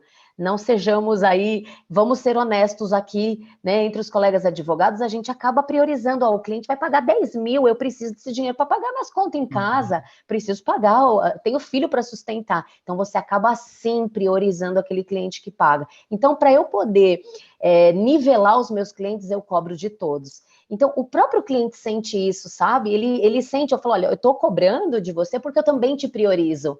Então, no final, você me paga 15%. Então, acaba compensando e o cliente também se sente à vontade de te contratar, porque se ele for naquele que dá 30% no êxito, ele sabe que ele vai ficar na desconfiança se o advogado vai colocar a demanda dele ali na hora ou vai deixar para um pouquinho depois, né? Então, eu também trabalho assim, doutora Cláudia, não dá para trabalhar mais no êxito sem receber um percentual inicial, não dá, né? Não dá para trabalhar assim. Então, a gente sempre cobra honorários iniciais e diminui no êxito, e daí fica equilibrado e compatível, né? E é importante Pois também o não. seguinte, né? Esse equilíbrio que a doutora Juliana sempre fala é muito importante. Em que sentido? Matemática, né? Você, na inicial, você é o carro-chefe, é a sua tese, é o seu conhecimento, é a sua expertise. Então, se você literalmente não amarra o contrato a ponto que lhe valorize esse pontapé inicial, é muito simples eu fazer conta aritmética, um cliente mal intencionado. Extrai o seu conhecimento, faz uma continha de penalidades, compensa usar o seu conhecimento inicial, literalmente romper, pagar proporcional, pagar conforme, e partir para um outro que cobre menos, mas já tomou Claro, conhecimento, você já expôs a sua expertise inicial. Dali para frente, exatamente. sem desmerecer nenhum colega, qualquer advogado com a tese já elaborada, é o que vai tocar o processo de ponta a ponta. Só que aí você fica abrindo navios, né? Extrair o seu conhecimento, né? Houve uma rescisão ou falta de pagamento, só que cobrou muito baixo no começo. Então, compensa para o cliente mal intencionado extrair suas informações, quebra o contrato e passa para um outro que é irrisório, que vai cobrar em relação à sua expertise, né? Tem essas malandragens também no nosso dia a dia, né? E, doutor Tássio, tem mesmo, e depois você já peticionou, né? Então você já Acabou, usou ali, fechou. já peticionou, e como você não trouxe segurança para dentro do contrato, ele põe outro para tocar, que vai ficar mais barato pagar o outro do que continuar pagando você. Exatamente, Né? exatamente. Então, e já usou, ela já peticionou, ela já fez a tese.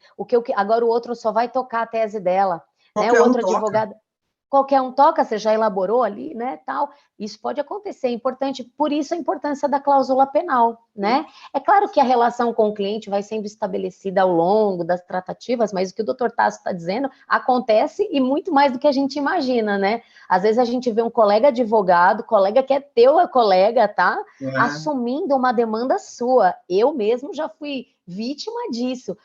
Era um colega de trabalho, era um colega meu, um colega que eu conhecia, né? E o meu sobrenome não é bem incomum, ele sabia que era eu, e ele assumiu a minha causa sem me comunicar. Quando eu vi o processo, ele já estava sendo subestabelecido no meu processo. Então a gente passa por várias, né, doutor Tássio? Até que a gente aprende, e estamos aqui passando a experiência para os colegas não deixarem que isso aconteça, porque a gente atua de boa fé, mas às vezes a gente encontra, sim, um cliente mal intencionado e que já tem essas habilidades, né? Nem todo cliente é leigo, nem todo cliente é leigo. Então, às vezes, compensa logo no inicial, como a doutora Cláudia mencionou, né? Já pense melhor que vai cobrar dentro dos limites, dentro da ética, tudo bonitinho. Mas como a petição inicial, o primeiro ato nosso é o mais importante, né? Que dali que desenrola todo o processo, de repente até fazer essa dosimetria, cobre-se mais no início e reduz conforme menos no o final do processo, né? Agora, cobrar um simbólico no começo, uma causa relevante e há de êxito, com certeza você está pedindo para tomar golpe. Acabar com esse problema, né, doutor Tássio? Agradeço a colocação, foi muito pertinente. A doutora Elisa, né, levantou a mão, pois não, doutora? Hoje eu estou, né, assim, curiosa.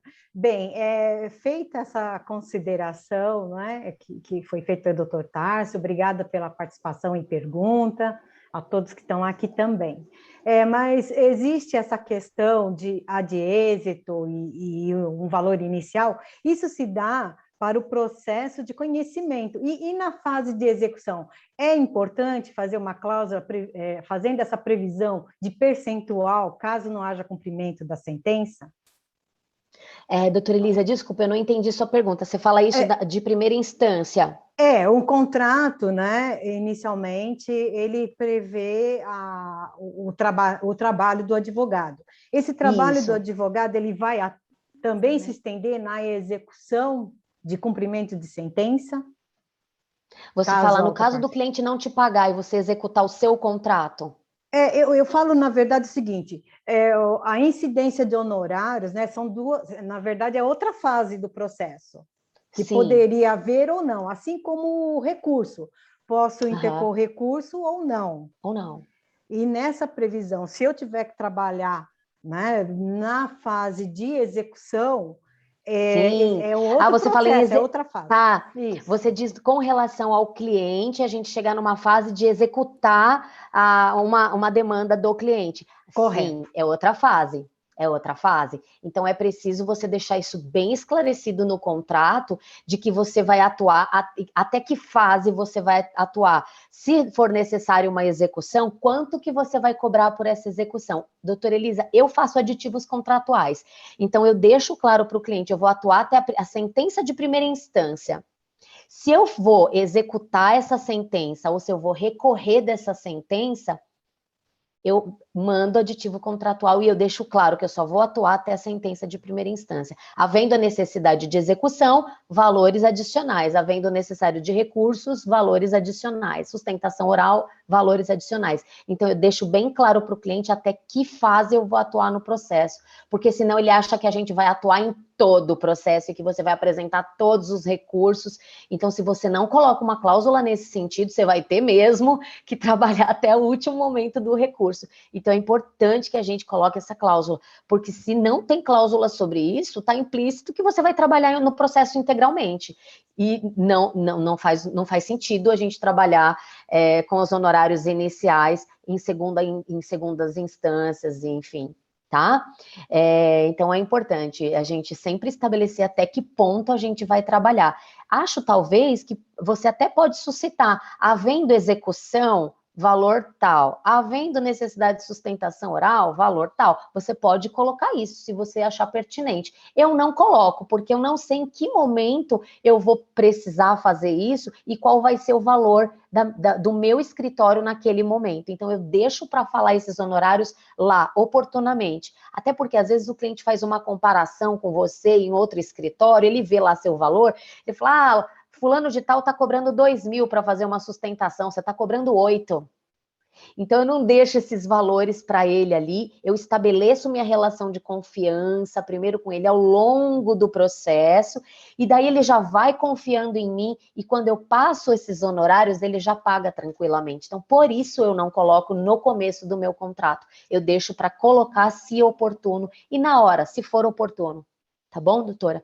Eu vi que o doutor Messias também fez uma pergunta aqui. Ele fez duas, né? Passou pois aqui, não. Foi corrido, naquela fase do acordo que o cliente fala que concorda e o advogado não, e aí o pagamento integral. Ele pergunta assim, mas Ju, que nós temos essa intimidade, somos colegas da mesma subseção, não é?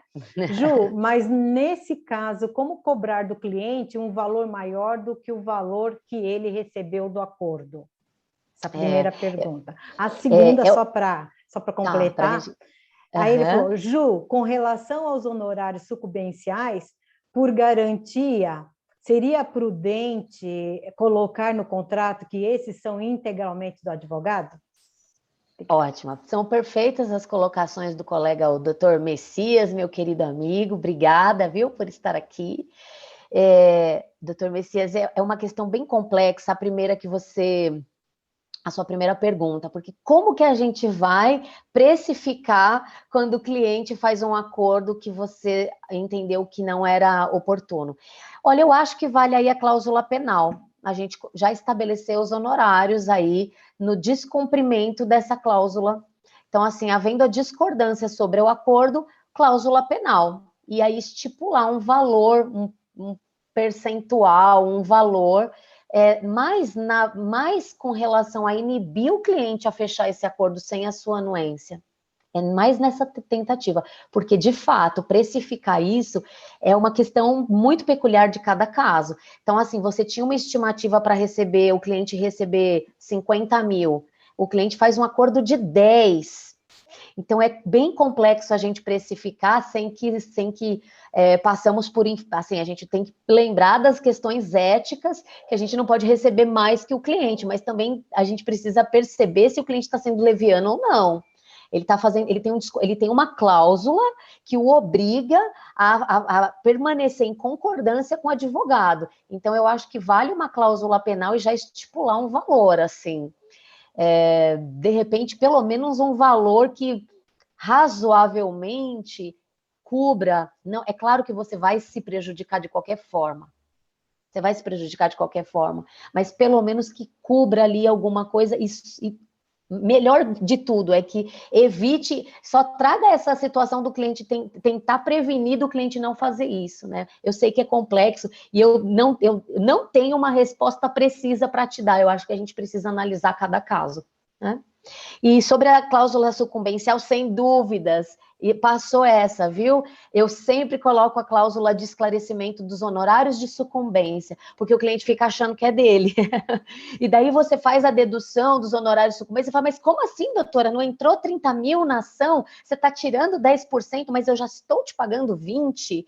Então, sim, deixa lá já o artigo específico da lei com a cláusula de sucumbência, que se trata de honorários especificamente do advogado, para que não hajam dúvidas na hora de você fazer os honorários fazer a nota de quitação do cliente, já põe a cláusula lá que você deixou informados os honorários de sucumbência. E outra coisa, tem uma situação importante que aconteceu essa semana, quando acontecem os honorários sucumbenciais recíprocos, né? Aconteceu numa causa recentemente. Então, tá recíproco, o cliente fala assim, então não preciso pagar. Precisa pagar. Então, talvez seja importante a gente colocar que, ainda que sejam sucumbências recíprocas, o cliente tem o dever de pagar, mesmo que sejam, parece que está sendo compensado, né? Então, o cliente falou, doutora, eu mando a decisão para os meus clientes. Então, eu baixo a decisão, mando para o cliente, mando a nota de quitação e faço a quitação e faço o depósito para o cliente do residual, que é dever nosso, né? E ele, quando ele vê lá, mas foi sucumbência recíproca, fica cada parte com 10%, então eu não vou pagar. Então, não é bem assim. Então, é muito importante a gente lembrar, muito pertinente a sua pergunta, doutor Messias. Inclusive, tive essa situação recentemente no escritório. Houve uma sucumbência recíproca, a minha cliente não quis recorrer, porque ela, na verdade, ela tinha mais uma intenção, numa obrigação de fazer, que foi resolvida, ela não tinha interesse tanto na parte indenizatória, o juiz de primeira instância deu parcial procedência, ele considerou a obrigação de fazer, resolveu, mas ela entendeu que ela não queria aquela indenização, então ela preferiu não prosseguir, e ela entendeu que ela não pagaria a sucumbência. Então, não, o cliente também paga a sucumbência nessa hora, para a parte contrária também, quando a sucumbência é recíproca. Então, é importante a gente deixar claro isso para os nossos clientes, sem dúvidas. Acho que é isso, né? É isso. Mais alguma pergunta? Porque estamos já no adiantado da hora, né, doutora? E que já estamos, muito... rendeu. Rendeu bastante, muito esclarecedora a sua palestra de mentoria. Realmente uma mentora exemplar, que trouxe tanto a experiência para nós, como também o cuidado e a habilidade que devamos ter com relação ao cliente, com relação ao contrato de honorários advocatícios, que nem sempre é para preservar também o nosso ganha-pão de cada dia, né? Mas principalmente também nos assegurar dessa bilateralidade que seja, né? Tanto do advogado como do cliente, para que ele também se sinta seguro com o advogado que ele está, né, representando. Então, de antemão, assim, eu já apresento efusivos parabéns, né? Obrigada. Felicíssima pela sua apresentação. Eu que agradeço. E se alguém tiver mais alguma pergunta, eu vou passar as considerações finais da doutora Juliana. Tudo bem? Acho que a gente teve uma boa conversa hoje, então eu fico à disposição, se depois os colegas quiserem me contatar para a gente falar mais sobre essas cláusulas, estou aqui à disposição dos amigos e é, sobretudo, uma alegria para o meu coração poder contribuir, de verdade, viu? É uma coisa que eu gosto muito de fazer, e em especial com vocês, com cada um de vocês, que são amigos tão queridos para mim. É sempre uma honra representar a OAB Santana, né? A OAB que sempre me acolheu muito. Eu sou fruto dessa subseção, eu sempre falo isso, eu fui acolhida por vocês, e em momentos muito delicados eu fui acolhida, eu me sinto filha dessa subseção. Então, é um prazer, viu, doutora Elisa? Agradeço o convite, agradeço aos colegas e permaneço à disposição aí online para vocês o tempo que vocês sempre precisarem, viu?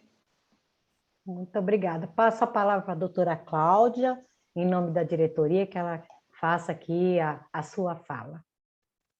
Obrigada, doutora Elisa. Doutora Juliana, parabéns, foi fantástico, foi incrível, são questões muito importantes, são muitos detalhes, e nós temos que, para atender bem o cliente, a gente tem que começar desde o início, sendo claro, sendo transparente, dando informações exatas, e é coisas que a gente tem que sempre estar revendo e conversando, trocando ideia com o colega, a gente sempre pensa no nosso contrato, eu vou melhorar aqui, vou aperfeiçoar ali, então, assim, foi excelente, só tenho a agradecer, peço desculpas aí pelo toque-toque, até queria ter comentado mais coisas, mas para não atrapalhar, mas agradeço, mais uma vez, parabéns, Ju.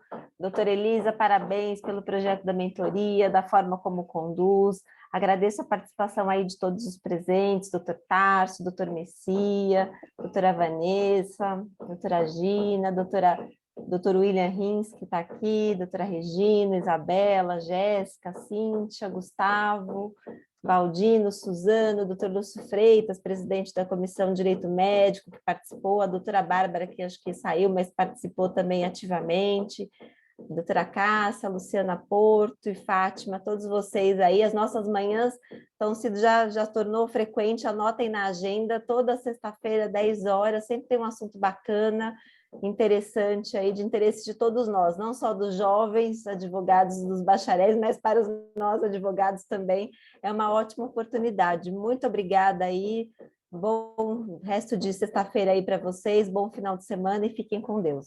Um abraço a todos. Obrigada.